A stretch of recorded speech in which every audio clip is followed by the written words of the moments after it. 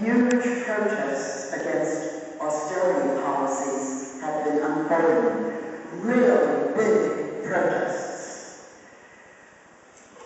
You've heard about protests in Greece that have been going on for about 6 months. Now the doctors and the railway workers have walked off their jobs in Greece. Big marches in Brussels on the European Union buildings that are concentrated in Brussels. Strikes and protests in Portugal, Ireland, Slovenia, Lithuania. Spain, where the unemployment rate is 20%, had its first general strike in a decade. And the strikers didn't just strike, they also did street guerrilla actions, blocking deliveries, and pelting the targets of their anger with food and stuff like that. Or, now, I think of contexts like that where other people are pointing to an enemy, and the enemy is an institutional enemy.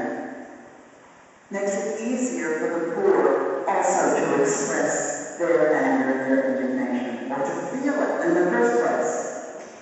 Or consider the recent news in the United States. This is so amazing to me. Several of our biggest banks have just announced they are suspending foreclosures.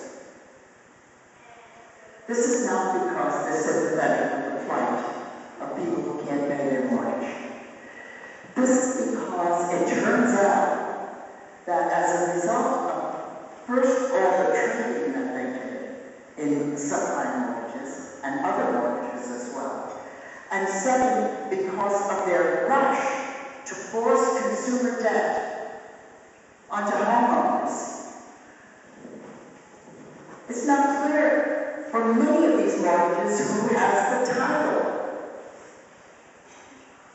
Now here, I think, is an opportunity for mass action. Nobody should allow themselves to be foreclosed on and evicted.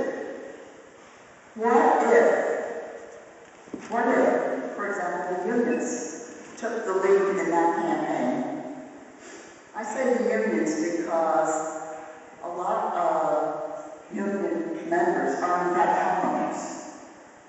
That's not generally true of the poor, although some of them have been cheated into taking out subprime mortgages where the mortgage payment escalates after the first year. That could be a good action. Well, I think that we, by which I mean social workers, community organizers, advocates,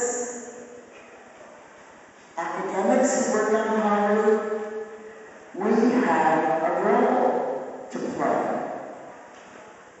in trying to promote the emergence of this kind of movement by the poor. I think it's absolutely necessary that the poor participate in politics if the political solutions to the economic crisis are not to shaft the poor again. They have to be part of the solution. And to make that happen, I think we have to work against the dominant discourse. We have another understanding of what poverty is, or what causes it, and then how it can be remedied. And we have to promote our understanding, because our understanding constitutes, I think, a kind of cognitive liberation. It lifts the shame.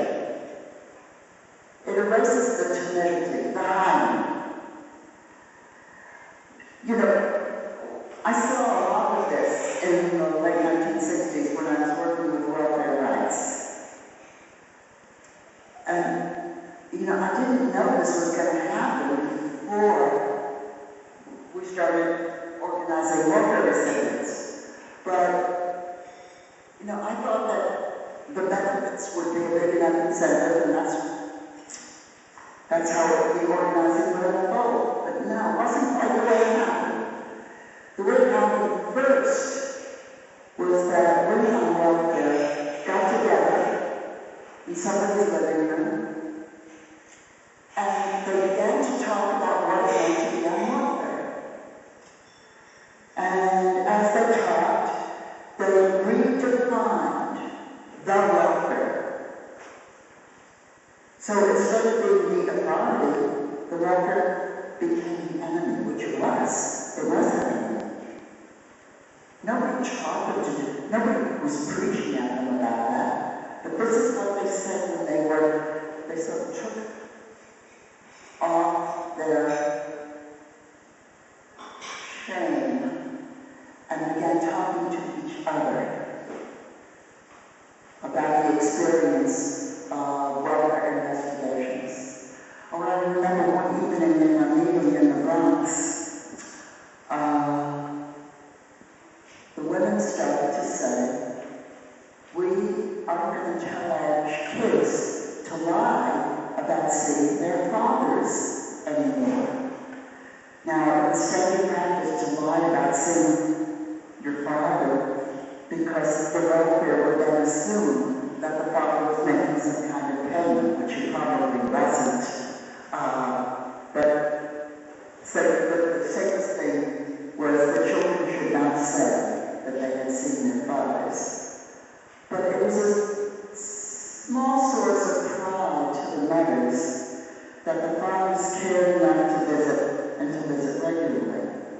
So they were assuming that they weren't going to lie about that, and their children were not going to lie about that anymore. Well,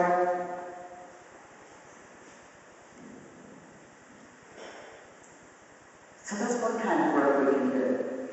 But there's something else that we have to, I think, always keep in mind.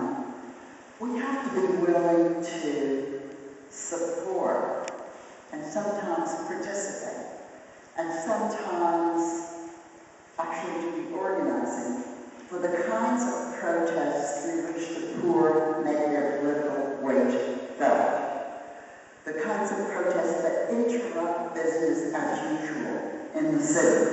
The protests that shut down institutions. We can play a role in that. You know, do you know the story of the Republic Door and Window Factory in Chicago? Some people don't. You do. Good. Well, this is a factory that employed about 230 workers. And most of them were immigrants. About 3 years ago, I think it was, 2 years ago, the factory was sold, and the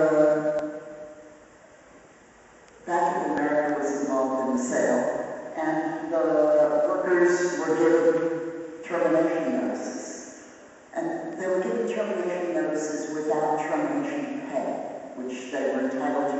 They were unionized. Now, the union was the United Electrical Workers, and UE was a very left-wing union from the 30s, really militant union. Mostly that union has been eaten up by competing unions, but some of it is still there. And the UE organizers, together with the workers, decided that they would sit in the factory. Sit-ins are a great strategy. If you want to make sure you're shut down, sit down. You've got their plant hostage when you do that. That's why sit-ins are illegal. But still, if you can overcome that barrier, they're a very good tactic. And, you know, the Republic